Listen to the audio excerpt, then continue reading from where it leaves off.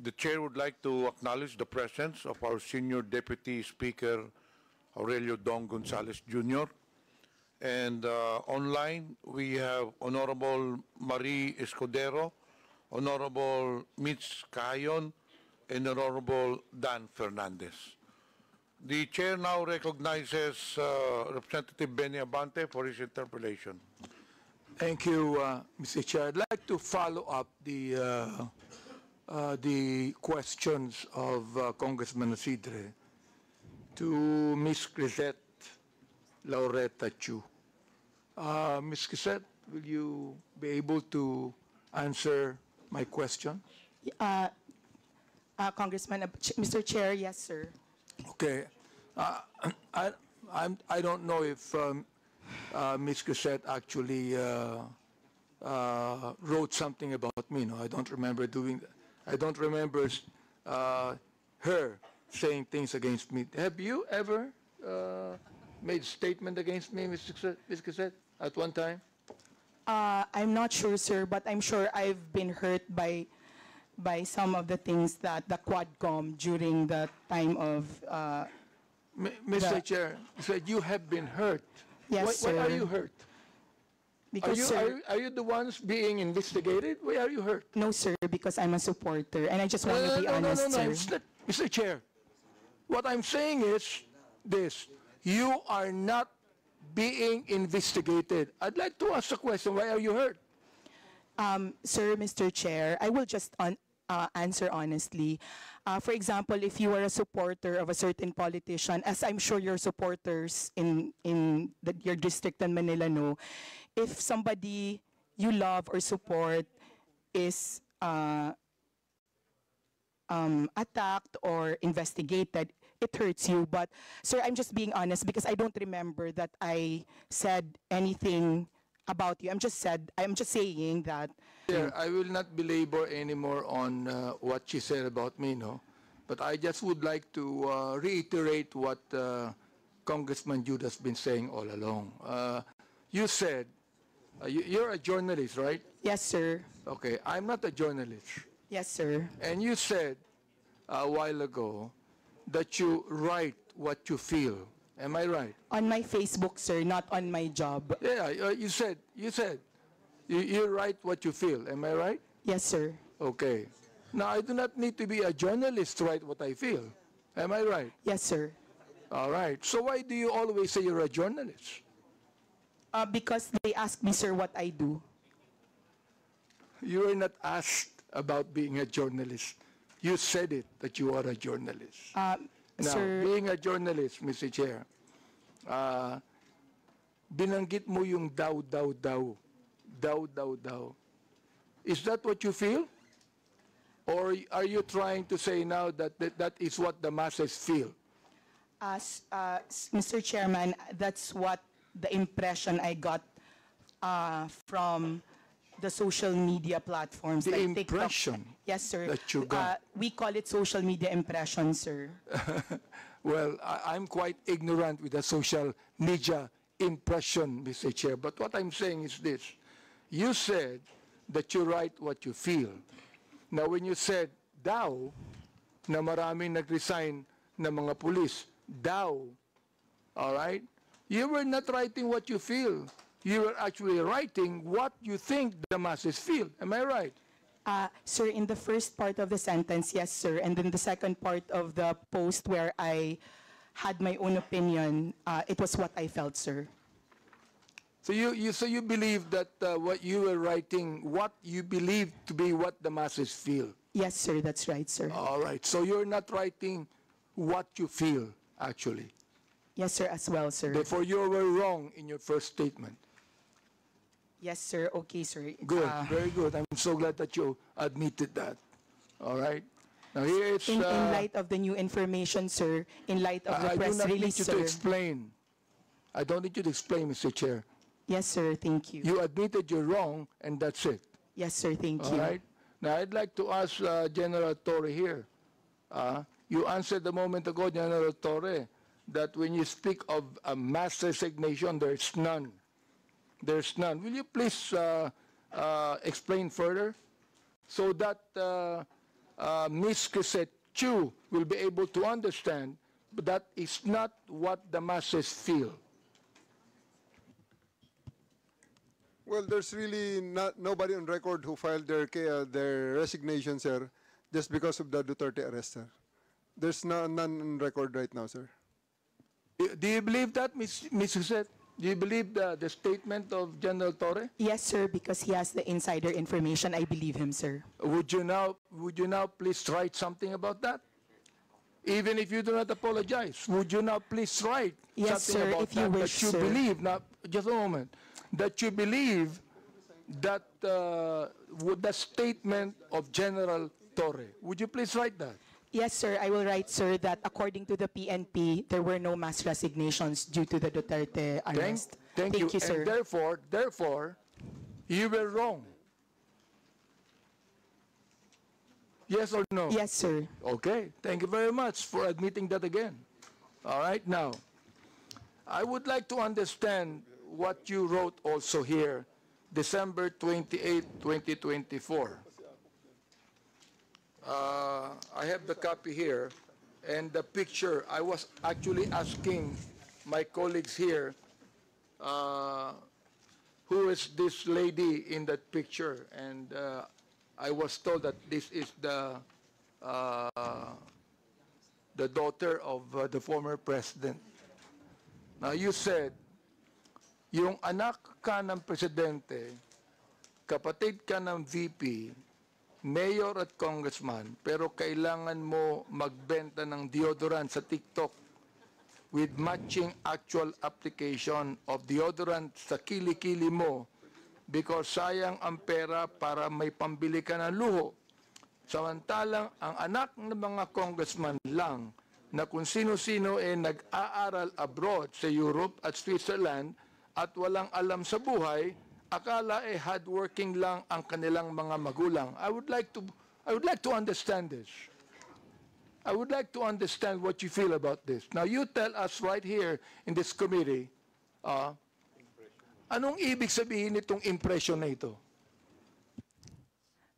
Mr. Chair, respectfully, I would like to say that there are many congressmen whose children live lives that are far beyond what their salin of their parents have.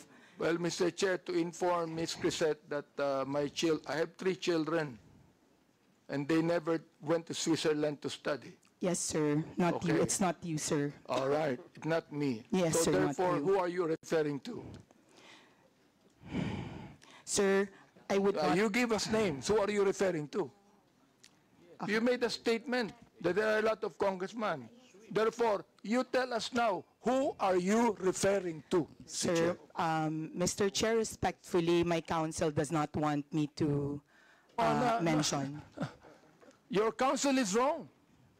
You made a statement, samantalang ang anak ng mga congressman. You made that statement, maraming congressman. So I'm asking you right now, sino-sinong congressman yun na may mga anak na nag-aral sa Europe at Switzerland na walang alam sa buhay? Yun ang ibig sabihin nun. Yun ang impression mo, di ba? All right, you tell us now. Because that is not only an impression, Mr. Chair. She is telling us something that she believed to be true.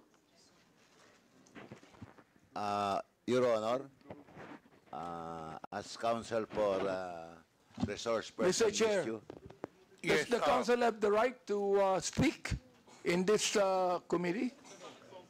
The council should wait for the chair to recognize you. Representative Bante first. Right, I'd like to find out.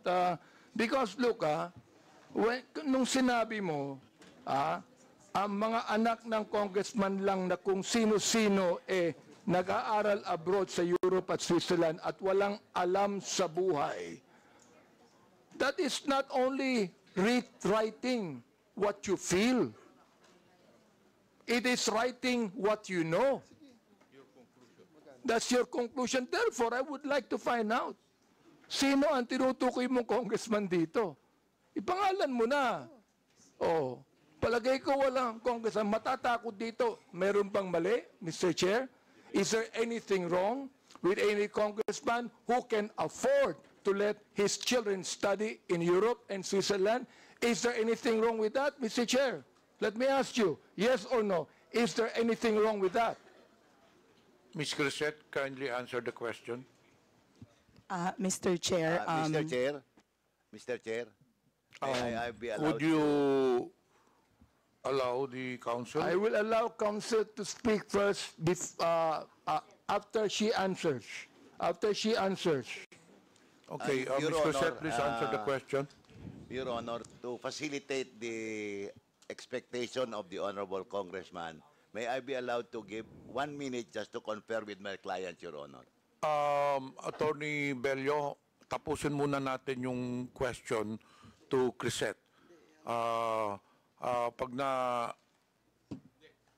answer niya na satisfactorily, then we can proceed with your manifestation. Ms. Crisette, please answer the question. yes, sir. Your Honor, Mr. Chair. my request is Ms. that Mr. Chair, Sec Your Bello, wait until you are recognized. Crisette Wait. Chu is being recognized as of now. We have rules to follow in this.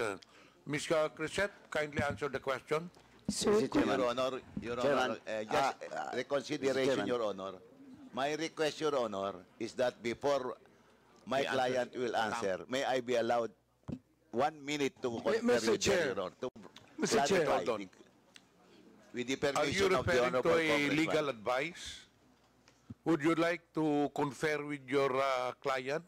Yes, Your Honor. Okay, you Just- confer with your client first. Yes, Your Honor. We have a 1 minute suspension. Thank you, Your Honor. Thank you. thank you, sir. Hearing resumed. Representative Abante. Yes, Mr. Chair, I would like to give way to what her attorney said, no? And again, I would like to ask Ms. Chu to respond according to how her attorney advised her.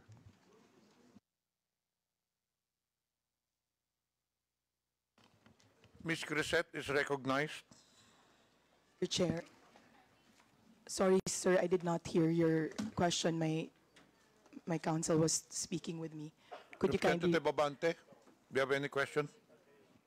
Yeah, I asked you a question a moment ago, and your lawyer conferred with you. So I agreed with what your lawyer said, and your lawyer said that it's just a matter of oversight, and you're willing to apologize. So please do it now. Yes, sir, my lawyer and I talked, and my case is a matter of oversight. And I apologize, sir. Thank you, Mr. Chair. I'd like to manifest that it's the third time that Ms. Crisette apologized to this committee. Let me continue on. On December 28, 2024, Ms. Crisette, Yes, sir. you said in Tagalog, ang tanga ng gobyernong to, not just as leaders, but as human beings. Is that what you feel? Sir, I apologize. I do not know what happened on December 28 to make me angry. But if I wrote it that time You're apologizing. for not... No, sir, I mean, I do not know what situation on December 28 Let me and what the continue on. context. Let me Yes, sir. continue on. It says, ipapamudmud sa mga naka-braces na nagbabakasyon abroad ang AKAP money tapos uutang ng 629 billion. Yung budget ng ayuda this year na pinibigay kung kani-kanino na nag-mall tour pa yung mga tanga na 500 billion uutangin ulit kasi nag-deficit daw. Mr. Chair, Ms. Crisette, ang galing mo naman. Tanga ang gobyerno, ikaw matalino. Ano? Am I right? Tanga ang gobyerno, matalino ka. Mr. Chair, when one is angry, one says bad things. And in the situation that, sir, Mr. Chair, in the situation when I found out So that our Mr. Chair, you still have words, no, Mr. Chair. Ibig sabihin, that you are actually telling your anger to your followers, your anger. Saan mo nakuha yung anger na yan? I mean, do you have the facts? Do you have the information? Do you have the documents? Mr. Chair? Sir, nasa news po na uutang tayo this year and last year. Sir, sir, please, Mr. Chair, kaya ako nagalit kasi may nakita akong nakaakap na nakabrace tapos, sir, I am not laying it on the congressman. I am laying it on the person who gave that person 5,000 despite na, sir, kasi taxpayer kami. Masakit, sir, na makikita namin na... Ms. Quezet, may I ask you the question, how much taxes did you pay? And I will tell you how much tax I paid. Sir, Ang katwiran mo, you're a taxpayer. Bakit? Anong palagay mo sa akin, di taxpayer? sir, hindi naman po kayo yung sinasabihan ko ng tanga, Mr. Chair. Kaya It was tinatanong the kita, Mr. process Chair. of distributing Mr. that Chair, AKAP. tinatanong kita kung saan mo kinuha ito. Sa news mo lang pala kinuha eh. Wala kang documents. You cannot even tell me if you're telling facts or truth. Sir, nasa news po kasi sasabihin na mo, tanga ang mag-uutang gobyerno. tayo. My goodness, ibig mo sabihin, you're going to base your statement, tanga ang gobyerno, sa news na nabasa mo, Mr. Chair, and then you're telling me you're a journalist, and you're telling me that you're speaking the truth? Mr. Chair, respectfully po, those are my feelings. Kasi binamigay natin yung pera sa Therefore, AKAP. if that's your feeling, Mr. Chair, I demand that you apologize to this committee. I will apologize, Mr. Chair, for my bad words or for... I apologize for my bad words, sir. I Mr. apologize for saying the word tanga in my post. Maraming salamat, Mr. Chair, for admitting that, no? Siguro naman, makikita mo naman ang gobyerno, sasabihin mo mga tanga kami, siguro, pinapalagay mo, alam mo sa akin, Mr. Chair, ang pinapalagay ni Ms. Quezet, yung audience niya, mga tanga eh. Yun ang pinapalagay mo. Hindi ang gobyerno. Yung audience mo, mga tanga, kaya papaniwalaan nila ang sinasabi mo sapagkat yung audience mo mismo ang hindi nakakaintindi. That is fake news, Mr. Chair, and that is what we're investigating right now. You see? I hope that you understand that, Mr. Chair. Ms. Quezet, do you understand what I'm trying to say? Ikaw, nandito sa akin yung mga sinabi mo tungkol sa amin, ha? Hindi ako sumagot dyan, eh. Hindi ko na kinakailangan pang i-belabor yan. So, anyway, Mr. Chair, anyway, nakita ko naman na Ms. Quezet is now apologetic to what she said. Okay, now, another thing is this. I'd like to ask questions to MJ Kiambao, Ms. Mary Jane Kiambao Reyes. Yes, sir. Yes, You Your made Honor. a statement when you were giving your statement that you base your blog on the truth, no? And that you are actually not biased. You are not pro Duterte. You are not pro Marcos. You said that. Am I right? Your Honor, yes, sir. Although I also said in that same statement that yes, I can be biased, but I don't go below the belt. But as far as being pro or anti-Marcos and Duterte, I always try to remain objective. Ms. Reyes, Yes, sir. I am Yes, the Your chairman Honor. of the Committee on Human Rights. Yes, Your Honor. I have records of EJK victims. And you made a statement, it says right here, to the International Criminal Court global community, and world media. Is this not a pro-Duterte statement? Can you please, sir, complete the whole No, not yet. Not yet. report? I'm going to complete this. I'm just referring to the first statement, to the International Criminal Court, global community, and world media. It means that you want to tell that to the International Criminal Court. Am I right? Dahil And therefore, Mr. Chair, you do not agree for the former president to be held in the ICC. Am I right? yes, Your Honor. Okay, very good. So therefore, you are po Duterte. Don't tell me you are not. All right? Sir, can I, No. pwede po akong sumagot? Let me ask another question to you. You said you need to see this. The so-called EJK victims under President Duterte, a massive hoax. Do you believe that, Mr. Chair? yes, sir. Again, Where did you yes, get the information, Mr. Chair? Your Honor, sana po mabasa ng buo yung aking... Do you want me to give you documents on that?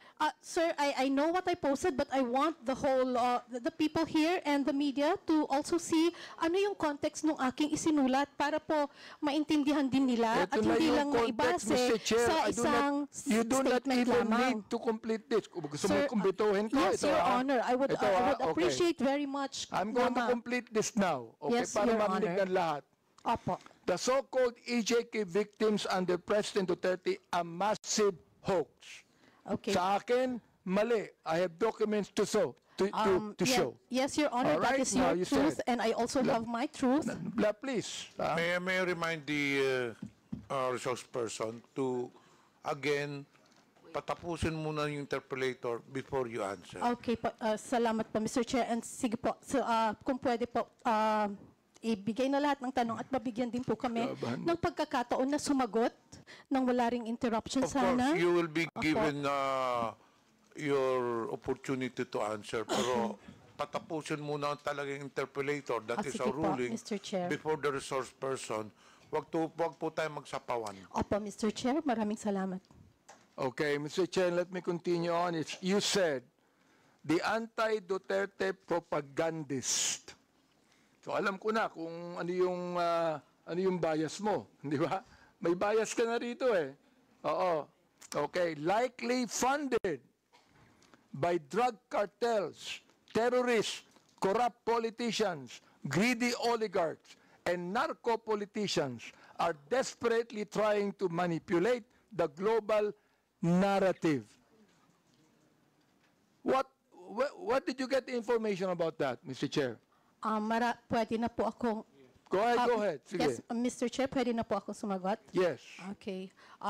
Doon po sa mga nauna niyo pong tanong, kung saan, ang sabi ko nga po ay hoax. Ang pinagbabasehan ko po doon ay yung mga naglalabasan ngayon na panibagong impormasyon, mga kita naman po ito sa social media, ano po, kung saan yung mga napabilang na EJK, yung mga nagpakita ng picture ng mga anak nila na namatay daw sa EJK, actually ay hindi po connected sa EJK. At yung iba po ay buhay naman po.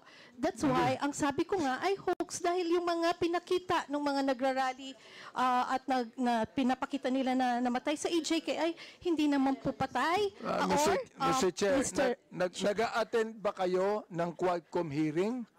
Mr. Chair? Nag-a-attend ba kayo ng Quadcom hearing?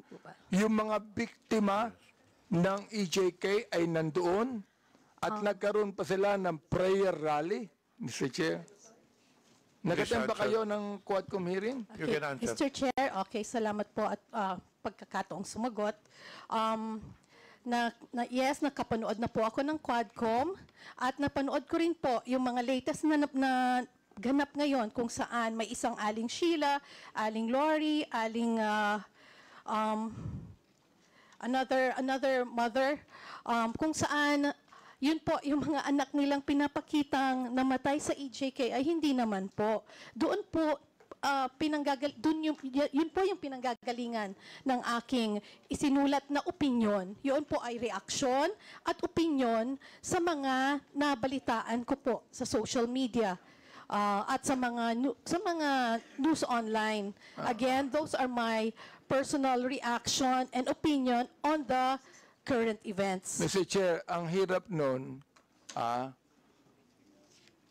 makakabalita ka ng anuman, tapos you're going to put up an opinion, and you want to let the people believe it's the truth. Yun ang problema dyan eh. Facts. Then sinabi mo, they want you to believe that every young life lost was at the hands of our people's president, Rody Duterte. This is a blatant lie. That is my, pwede na pong sumagot, Your Honor? Yes, go ahead. Sige. Opo. Go ahead. Again, that is my truth. Those are my opinion. And nakabase naman din po yan sa mga available information. Ngayon, makikita po natin na yun nga po, may mga EJK victims nga raw na hindi naman pala. Raw. Raw. Yun nga po, sabi, yung raw po, I'm Therefore, referring... you have no right to say it's a massive hoax. Mr. Chairman, with the indulgence of Chairman. Yes, Mr. Ma'am, Congressman yung Paduano. sinasabi mong mga facts ngayon na lumalabas, is it an official document coming from those investigation by government agencies, by Quadcom, or just a mere in the social media accounts? Sir, Your Honor, if I'm not mistaken, nasa newspaper na rin po yan. Sandali But of course, nauna, Sandali. Nasa newspaper. Pero ang tinatanong ko po, anong source ng newspaper? Is it an official document or findings of the Human Rights Commission? I have yet- Absolutely, ma'am, Yes, madam, Your Honor. absolutely not. Because during our hearing, the Quadcom, all those victims, yung mga families na nandun, was confirmed by Human Rights Commission. okay, Your Honor, In fact, we have all the list. Your Honor, can I also answer now, kung pwede po? Lumabas po na may mga kapatid, yung mga biktima, na sila po mismo ang nagdi-deny doon sa mga ibinabalita ngayon Mr. Chair, Mr. Chair, Chairman. I'd like to interject for a while here, while you're answering. Ang binabanggit mo, may nabalitaan ka? May nabalitaan ka? I mean, my goodness, if you would like to be a resource person here in this committee, kinakailangan, meron kang basis. Meron kang tunay na basis. Meron kang dokumento na masasabi. Sapagkat, Luka, ang Commission on Human Rights, for example, nag-imbestiga ng EJK at maraming nakita. Kami, in my Committee of Human Rights, marami kaming nakita. Oo. Samantalang ikaw, sinasabi mo, massive hoax ito. Wag naman, Mr. Chair. Gusto kong maniwala sa statement mo kanina. Pero ngayon, itong statement na ito, hindi na maganda eh. Nagsabi ka pa ng facts. Some of these so-called victims died years before or after Duterte's presidency. Where'd you get the information? Nasa balita po, Your Honor. Yung iba po ay namatay ngayong last year lang po, Madam, 2024. Mr. Chairman, Opo. Madam, sa Quadcom po, sa hearing namin, at it was confirmed by Human Rights Commission, lahat po na nakalista doon, under our records, was confirmed by Human Rights Commission. Wala po doon yung prior and after Wait lang po, kasi ako- ng Duterte's administration. And, Mr. Chairman, kindly, let me just remind that, sir, is he your counsel? No, sir. From the House of Representatives po siya. From the House? Nagpapapirma po. Sabi ko mamaya na kasi busy pa po tayo. Anyway, madam, Apo.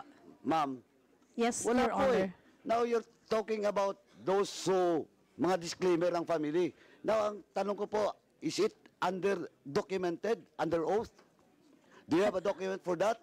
Or just a mere media reports?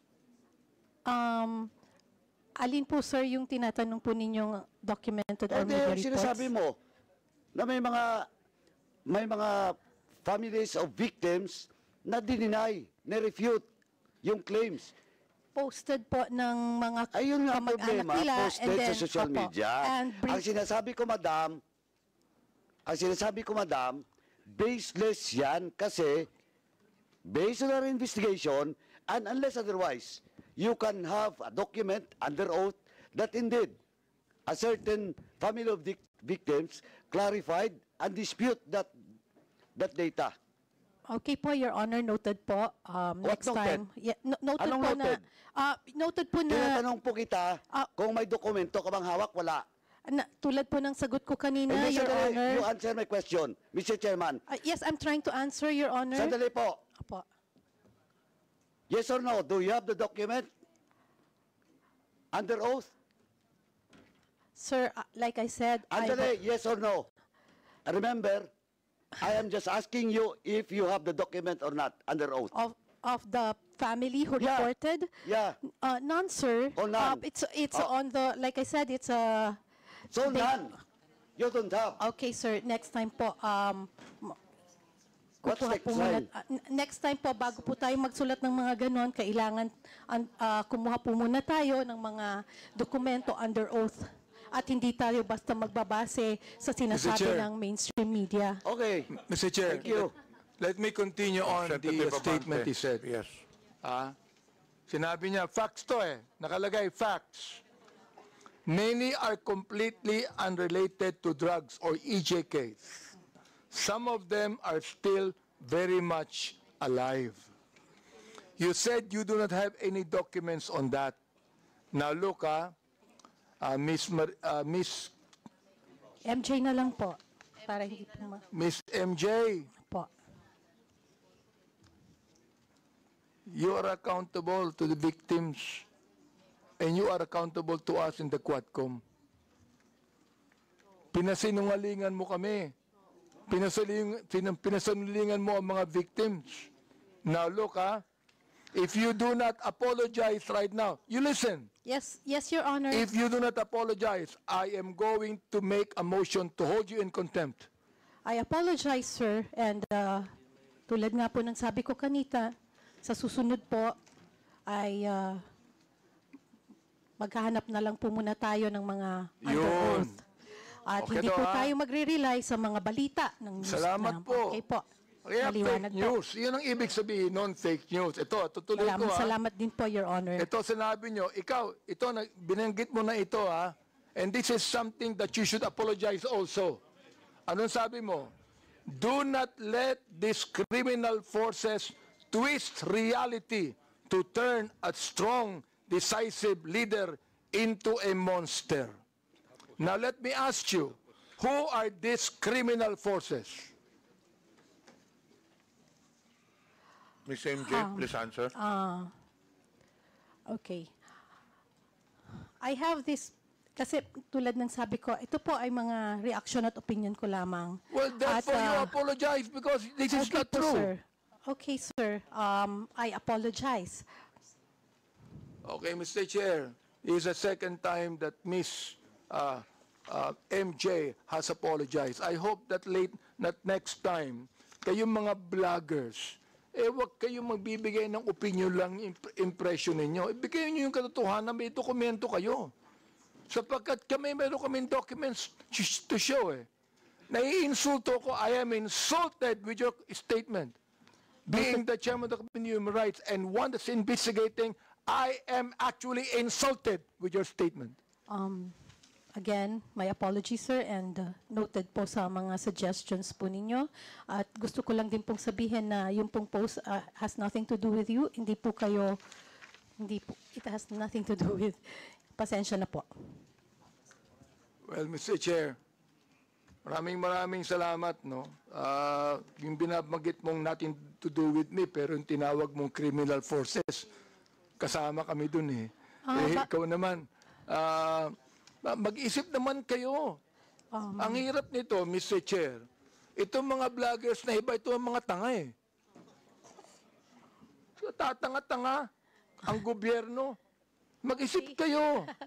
Hindi lang sumusulat kayo kung anong gusto nyo isulat dyan. You're telling us, yung criminal forces, gusto kong sabihin ngayon, Mr. Chair, publicly, ikaw ang tanga. Okay, Your Honor, pero Mr. Chairman. Mr. Chairman. Representative Ponduano. Mr. Chairman, just a matter of protocol, may I move to strike out the statement of the Chairman Abante Second. addressed to MJ. Second, MJ. Mr. Chair. Thank you, Mr. Chairman. Any objection? There being none, the uttered words is stricken off. Any further questions? I rest, Mr. Chair, and thank you so much. I'm not angry at you, Miss MJ. We're just ferreting the truth here. Ano? okay, Your Honor. Pero again, hindi ko pa alam kung saan nyo po nakukuha yung idea nyo na kayo yung criminal forces. Hindi po. Anyway, again, Ikaw ang I apologize. Mr. Chair. Okay po, sir. Ikaw ang My sumulat eh. apologies. Yes. Okay. My Sinulat apologies, mo sir. yun eh. Okay po. Tanga po ako, sir. My goodness.